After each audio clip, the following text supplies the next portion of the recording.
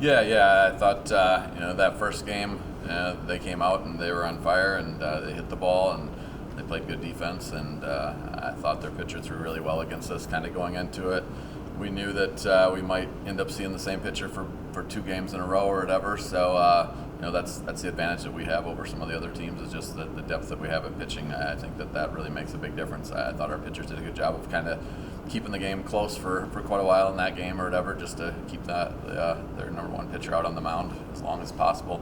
And then in game number 2, our kids it was grit, toughness, heart, all the stuff that you want to see as a coach. They came out and played really well. When you get shut out in game 1 and you know you have to play game 2 to keep your season alive. Of course, you guys were then both in the same situation. How do you mentally stay focused in that situation after not putting a run up?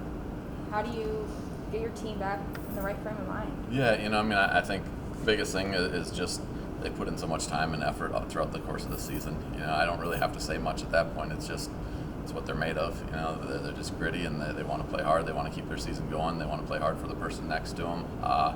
As a coach, you really don't have to say much in those moments. And this team's always bounced back well all season long. Anytime we've had a tough game, we've turned around the next game and played well. So I felt like we would respond the right way. But Angela's a really good softball team. So, we had to come out and we still had to battle and have some really just gritty at-bats. Was that kind of the plan? I noticed you went to the bullpen quite a few times in game 1, but never to Emily. Was the plan all along, Emily's taking game 2, we're not using her at all in game 1?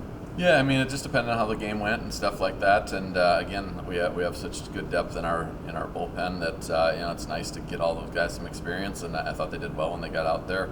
But yeah, once it came down to the last game, she was gonna get the ball and go after them. And if they got onto her, we were gonna go to somebody else. We were just gonna fight and scratch and claw and whatever we have to get the win.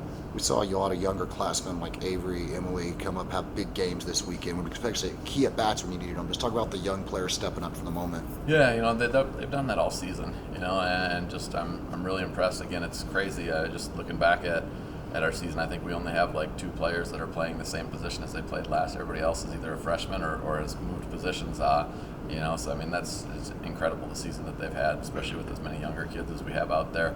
The success that they've had, it's just, especially in our conference, it's almost unbelievable just thinking about it a little bit. But they've stepped up in those big moments, and that's why we recruited them, and they've done their job. In game 2, go ahead. Okay.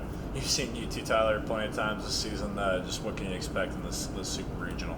Yeah, they're going to be ready to go. They're playing really good softball right now. That's at their place. We're going to have to come out and we're going to have to play our best games. But for us, I think it's 2 of the top teams in the country, playing in a super regional. So for us, it's go out, battle, and get after it, and come out on top, and then go on from there. But it's one of those situations where there's 2 really tough teams in the same region.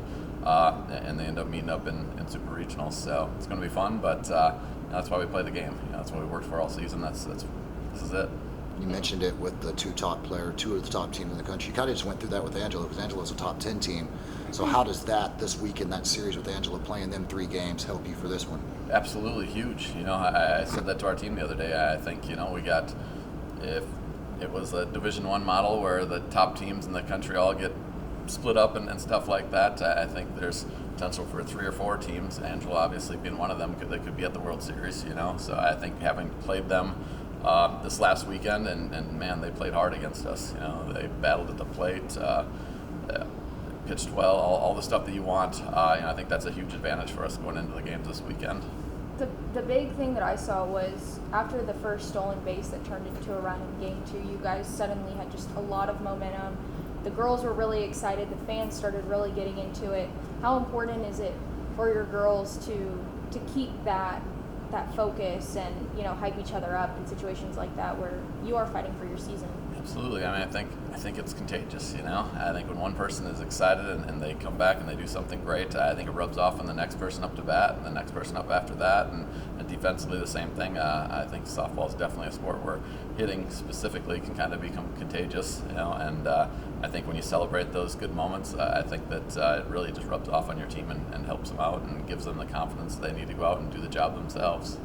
Obviously, Tyler's a really good team, but at home they're especially good. What is it about playing at Tyler that's so difficult?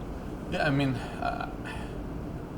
think it's obviously they're just used to their field, and stuff like that. But at the same time, they've been beat at home already this year. Angelo took a game from home, so it can be done. I think Eastern took one from them last year, and so we just got to come out. We got to play well. Obviously they have all the friendly confines of their own facilities and all that kind of stuff, but in the end, the bases are still 60 feet apart. The mound's still 43 feet away. It's still softball.